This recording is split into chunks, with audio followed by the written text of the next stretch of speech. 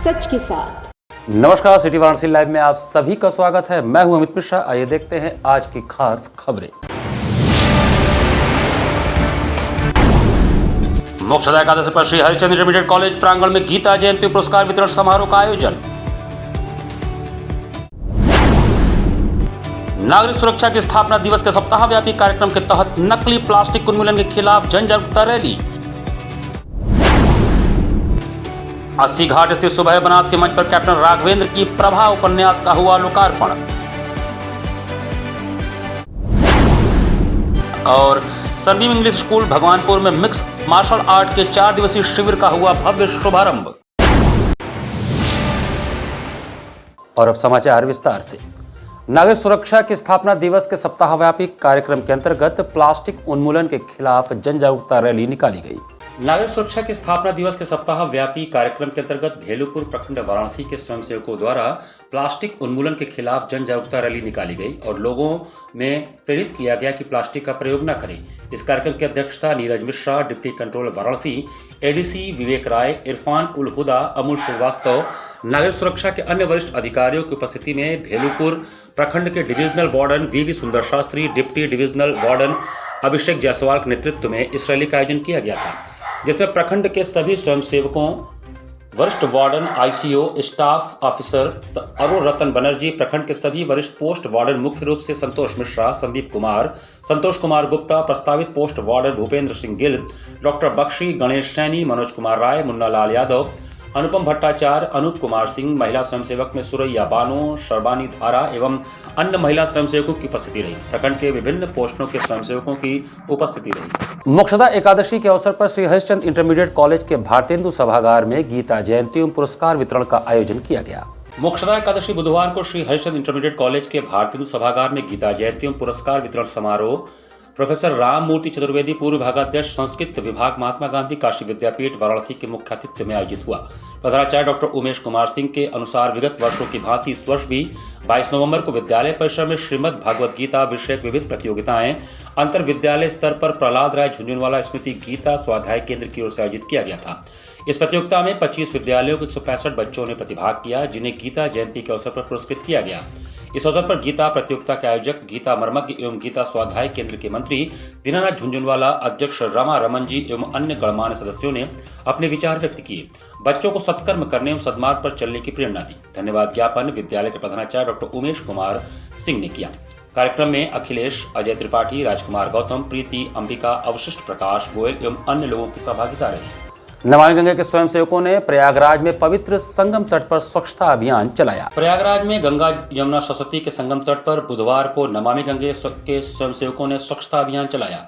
करोड़ों लोगों की आस्था के संगम किनारे पुराने चित्र, मूर्तियों, माला, फूल, पॉलिथीन एवं अन्य निर्माल्य आदि को लोगों ने नदी में डाल रखा था। उसे स्वयंसेवकों ने निकाला और नगर निगम के सहयोग से कचरे का निस्तारण कराया।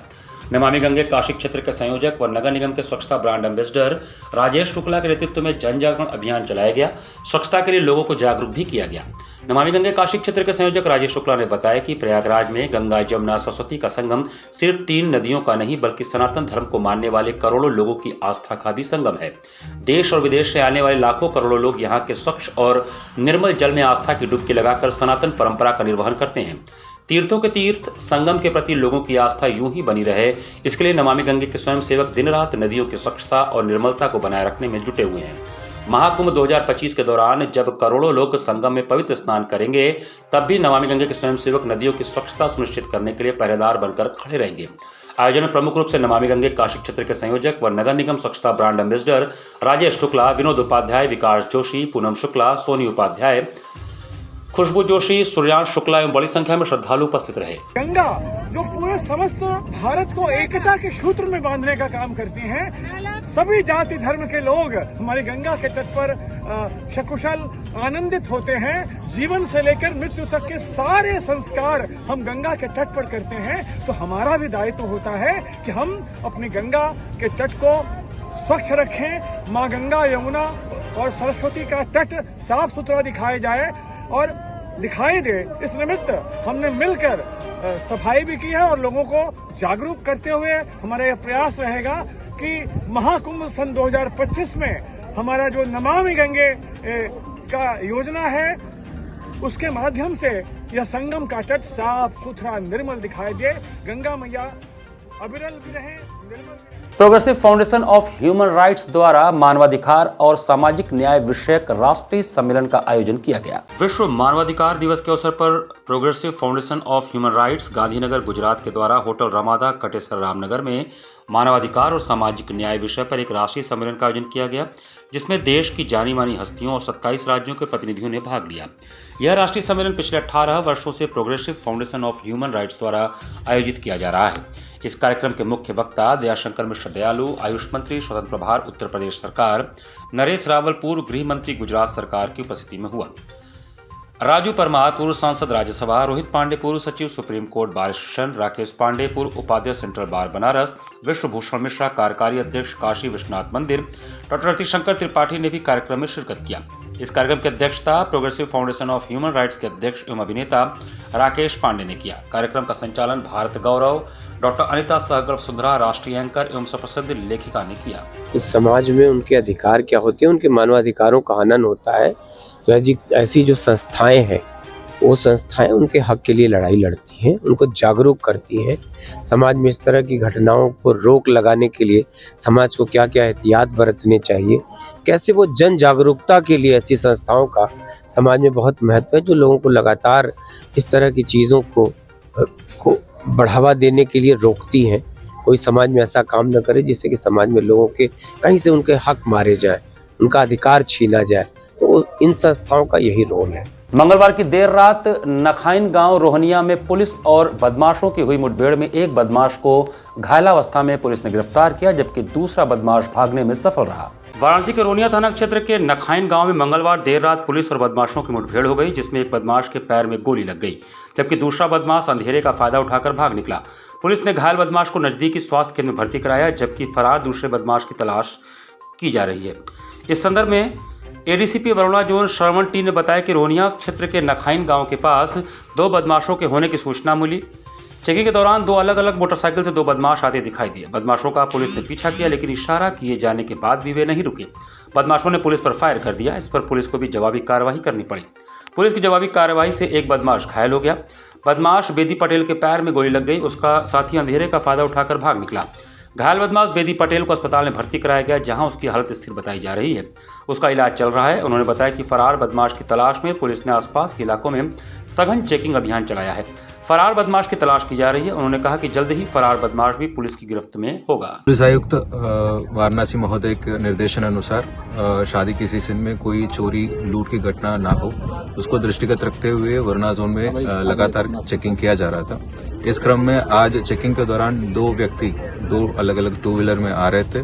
जैसे पुलिस चेकिंग को देखते हुए ये तुरंत गाड़ी को मोड़ के वापस भागने की कोशिश किए थे। पुलिस की तरफ से इनको पीछा किया गया था, लेकिन बदमाश द्वारा पुलिस को ऊपर फायर किया गया था। आत्मरक्षा हेतु पुलिस ने जवाबी फायरिंग किए थे। इस दौरान एक बदमाश को गोली लगी है। इसको फर्स्ट एड के लिए हॉस्पिटल भेजा जा रहा है और अग्रिम विधिक कार्रवाई किया जा रहा है। आईटीआई करौंदी के ठीक सामने आमने सामने की दो बाइक की टक्कर हो गई, जिसमें 3 युवक बुरी तरह घायल हो गए। चितयपुर थाना अंतर्गत करौंदी आईटीआई के ठीक सामने दो बाइकों की जोरदार टक्कर हुई। दोनों बाइकों पर सवार 3 युवक बुरी तरह से जख्मी हो गए और दोनों बाइक भी बुरी तरह क्षतिग्रस्त हो गए थे। तीनों युवकों को गंभीर चोटें आई हैं। तीनों को बीएचयू के ट्रॉमा सेंटर ले जाया गया और वहां पर इलाज चल रहा है। वहीं क्षेत्रीय लोगों से बात करने पर उन्होंने बताया कि यह काफी समय से क्षेत्रीय पार्षद से लाइट की मांग यहां पर की जा रही है। यहां रात में खूब अंधेरा छाया रहता है, जिससे यहां और भी तरीके के अपराध होने की संभावनाएं बनी रहती हैं। मौके पर पहुंची पुलिस ने लोगों की मदद से क्षतिग्रस्त गाड़ियों को लादकर चितयपुर थाने ले गए। अपने सामने लड़ी हुई है, 3 लोग घायल हुए हैं। अच्छा, तीनों उससे भेजा गया, कहीं भेजा गया? हाँ, 2 लोगों को तो टोटो से भेजा गया है, एक को भेजा गया है एम्बुलेंस से।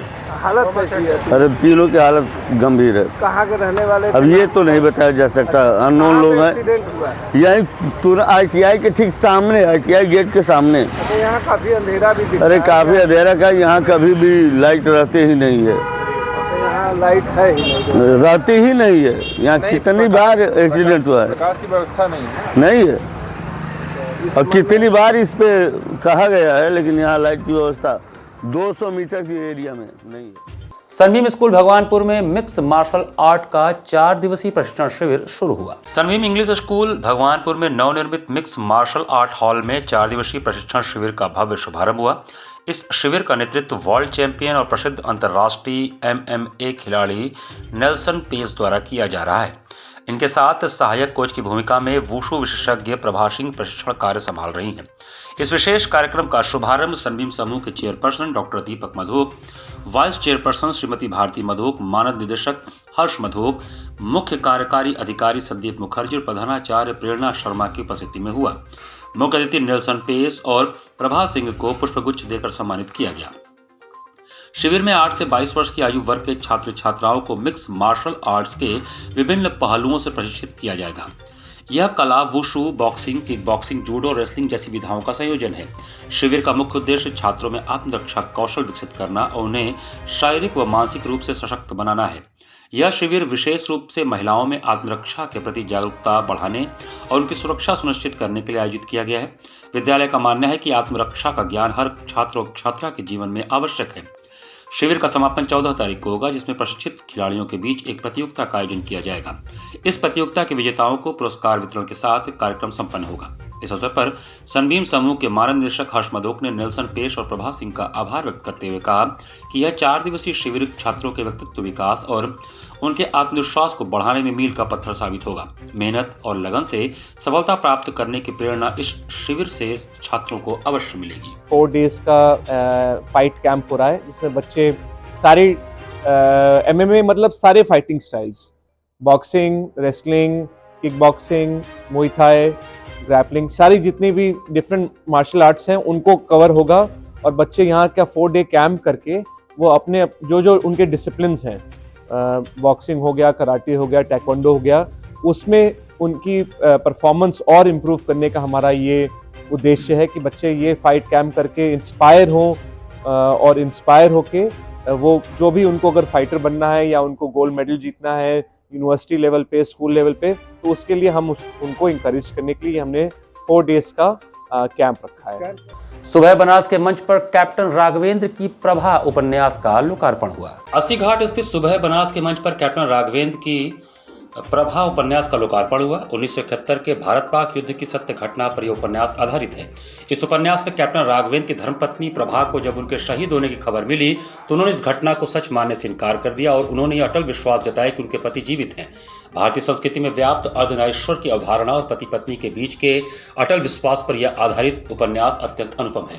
इस उपन्यास को गाजीपुर के साहित्यकार शिबू गाजीपुर ने लिखा है।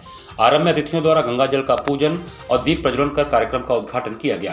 तत्पश्चात कुमारी सृष्टि राज ने सरस्वती वंदना तथा हिंदी श्री प्रकाशन के आनंद अमित ने स्वागत भाषण प्रस्तुत किया। पुस्तक लोकार्पण की अध्यक्षता पंडित प्रमोद कुमार मिश्रा उपाध्यक्ष सुबह बनारस ने किया तथा विशिष्ट अतिथि डॉक्टर रत्नेश वर्मा संस्थापक सचिव सुबह बनारस थे। मुख्य अतिथि के रूप में उपन्यास के नायक कर्नल राघवेंद्र तथा उनकी पत्नी प्रभा उपस्थित थी। इस अवसर पर डॉक्टर रत्नेश वर्मा ने अपने उद्बोधन में कहा कि सैन्य कर्मियों तथा उनके पारिवारिक जनों का संघर्ष और पारिवारिक जीवन निश्चित रूप से प्रेरणादायक है। प्रभा का अपने दाम्पत्य जीवन के प्रति अटल विश्वास भारतीय संस्कृति की अनुपम धाती है। इस अवसर पर कर्नल राघवेंद्र ने अपने विविध संस्मरणों को साझा किया। कार्यक्रम में कर्नल राकेश, गोपाल राय, अजय त्रिपाठी, कुश तिवारी, प्रीति सिंह, कामेश्वर द्विवेदी, गिरीश पांडे, सूर्य प्रकाश मिश्र, महेंद्र अलंकार, आलोक सिंह, विकास विदीप्त आदि कवियों तथा योग आचार्य अंजना त्रिपाठी का विशेष सम्मान किया गया। कार्यक्रम का संचालन कवि डॉक्टर नागेश टांडिल ने किया। हमारे लिए एक लेसन था कि लड़ाई लड़ी, जख्मी हुए, कैदी बने, मृत घोषित हुए, फिर उनके चंगुल से निकले और फिर पहुंचे यूनिट हॉस्पिटल होते हुए। मेरा पहला ऑपरेशन पाकिस्तानी डॉक्टर ने किया था। तो अनुभव ये हुआ कि जीवन में, खास तौर से किसी के भी जीवन में, उसके जाने का समय लिखा हुआ है और माध्यम लिखा हुआ है। धीरेन्द्र मेला पीजी कॉलेज का 22वां स्थापना दिवस बुधवार को भव्य रूप से मनाया गया। सुंदरपुर स्थित धीरेन्द्र महिला पीजी कॉलेज का 22वां स्थापना दिवस बुधवार को मनाया गया, जिसमें संस्था की छात्राओं ने वैदिक मंत्रोच्चार के साथ हवन पूजन संपन्न कराया तथा भजन तथा कुलगीत प्रस्तुत किया। इस अवसर पर संस्था के प्रबंधक अंजू जायसवाल ने छात्राओं को संबोधित करते हुए कहा कि शिक्षा वह माध्यम है जिसके द्वारा विरासत और भविष्य के लिए बेहतर मार्गदर्शन किया जाना संभव होता है। बेटियां आज हर क्षेत्र में अपना परचम लहरा रही हैं। इसी कड़ी में संस्थान आधुनिक शिक्षा और समृद्ध समाज की संकल्पना के लिए आगे बढ़ रहा है। उन्होंने कहा कि आधुनिक दौर की चुनौतियों के अनुरूप पाठ्यक्रम निर्धारित करने का कार्य कर रहे हैं, जो निश्चित रूप से छात्राओं के उज्जवल भविष्य का मार्ग प्रशस्त करेगा। इस अवसर पर doctor Pratiksha Singh, doctor Deepika Yadav, doctor Vinita Atre, doctor Geeta Dubey, doctor Mamta Pandey, doctor Praveen Kumar Pandey, Vibha Singh, Sushma Singh सहित सभी शिक्षक, शिक्षिकाओं और छात्राओं की उपस्थिति रही। और 2002 में आज के दिन इसकी नींव रखी गई थी। हमारे परिवार का संकल्प था कि बेटियों को शिक्षित करें। इस एरिया में बच्चियों के लिए कोई कॉलेज नहीं था, सिर्फ स्कूल तक ही था। तो हमारे परिवार को ये लगा कि भाई बेटियों को भी शिक्षित होना चाहिए, हर फील्ड में आगे होना चाहिए। 2002 से जो कारवां चला है वो कई शिक्षा संस्थान हमने स्थापित किया है, पर ये हमारा सबसे पहला रहा है। और आज मैंने उसका रिज़ल्ट देखा है कि हमारे यहाँ के बच्चे जो संस्कृत फैकल्टी के बच्चे हैं, डिपार्टमेंट के बच्चे, उन्होंने वैदिक मंत्र से पूजा कराई। जो हमने सपना देखा था कि बेटियां हर फील्ड में आगे जाएं, इसका सिर्फ श्रेय जाता था कि लड़के करते हैं पूजा पाठ, पंडित करते हैं, पर वो संकल्प जो लिया था सर ने, मेरे परिवार ने, तो उसका आज वो फल मुझे दिखा।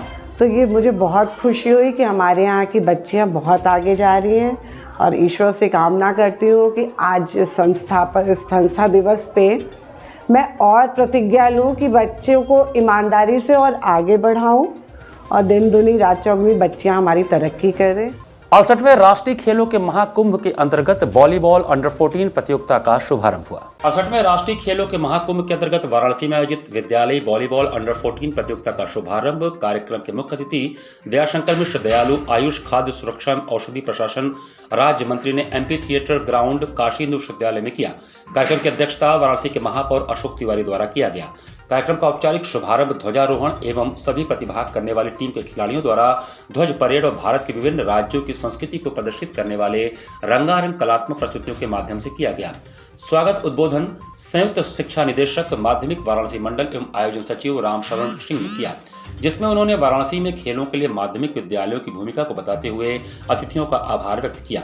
मुख्य अतिथि दयाशंकर मिश्र ने अपने भाषण में बताया कि कश्मीर से कन्याकुमारी एवं कटक से अटक तक प्रधानमंत्री जी के मार्गदर्शन में विभिन्न खेलों का आयोजन हो रहा है। ऐसे आयोजन लोगों को एक मंच पर लाते हैं एवं राष्ट्रीय गौरव की भावना पैदा करते हैं। कार्यक्रम का संचालन यूपी कॉलेज के प्रवक्ता एवं साहित्यकार डॉक्टर शरद श्रीवास्तव शरद ने और आभार ज्ञापन उप शिक्षा निदेशक अशोक नाथ तिवारी ने किया। कार्यक्रम में माध्यमिक विद्यालयों के प्रधानाचार्य Prabhash Jha, doctor Umesh Singh, doctor Anand Prabha Singh, doctor Ramesh Pratap Singh, doctor Chandrashekhar Singh, doctor Chandra Manikant Singh, doctor Ramakant Mishra, Sumit Kumar Srivastava, doctor Pratibha Yadav, doctor SP Singh, doctor Charu Chandra Ram Tripathi आदि उपस्थित रहे। देश के 33 बालक और 33 बालिकाओं की टीमें भाग ले रही हैं। कह सकते हैं कि संपूर्ण भारत के प्रत्येक राज्य का प्रतिनिधित्व है इस खेल में। एक बहुत बड़ा आयोजन है काशी की इस धरती पर, बाबा विश्वनाथ मानपुना की इस धरती पर, और इस देश के कर्मयोगी प्रधानमंत्री और काशी के यशस्वी सांसद परम आदरणीय नरेंद्र मोदी जी की इस कर्मस्थली पर स्कूली खेलों का आयोजन है। इस देश में उनके द्वारा ही सांसद खेलकूद प्रतियोगिताएं शुरू की गई। इसका परिणाम ये है कि देश में लाखों लाख छात्र छात्राएं, स्कूली बच्चे, खिलाड़ी, और ये किसी भी वर्ग के लिए उन्होंने एक ऐसी शुरुआत किया है कि बच्चे से लेकर हमारे बुज़ुर्ग तक, वेटरन तक, जितने भी लोग हैं सबकी भागीदारी हो रही है। खेल कूद हो रहा है, सांस्कृतिक कार्यक्रमों की भी प्रतियोगिताएं हो रही हैं। तो देश के लिए खेलों के उस पिछड़ेपन को दूर करने के लिए देश के प्रधानमंत्री जी ने जो संकल्प लिया है, निश्चित ही भारत ने 107 पदक ओलंपिक में जीतकर पहली बार ये पदकों के शतक पूरा किया है। तो निश्चित ही भारत के लिए आने वाला कल खेलों के लिए भारत को विश्व जानेगा। काशी वंदन सांस्कृतिक संध्या में आली प्रकाश के कथक नृत्य ने दर्शकों का मन मोह लिया। मंगलवार को काशी विरासत संरक्षण समिति द्वारा आयोजित काशी वंदन सांस्कृतिक संध्या में वाराणसी के युवा कलाकार आली प्रकाश ने कथक नृत्य का कार्यक्रम प्रस्तुत किया। इसमें सर्वप्रथम सरस्वती वंदना, शिव स्तुति का प्रदर्शन किया। तत्पश्चात कथक नृत्य के शास्त्रीय पक्ष को प्रदर्शित कर दर्शकों को अचंभित किया तथा अंत में श्री कृष्ण जी की लीला नृत्य के मंचन से वहां बैठे सभी दर्शकों को आनंदित और मंत्रमुग्ध कर दिया। कार्यक्रम संयोजक एवं जिला काशी विरासत संरक्षण समिति सदस्य अंकित सिंह ने कलाकार का स्वागत एवं धन्यवाद ज्ञापित किया।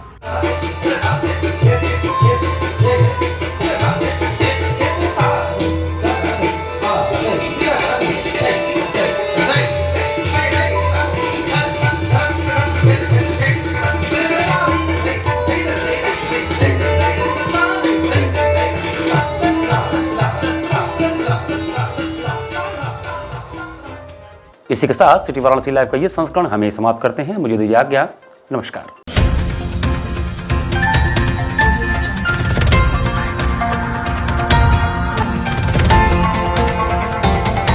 वाराणसी लाइव, सच के साथ।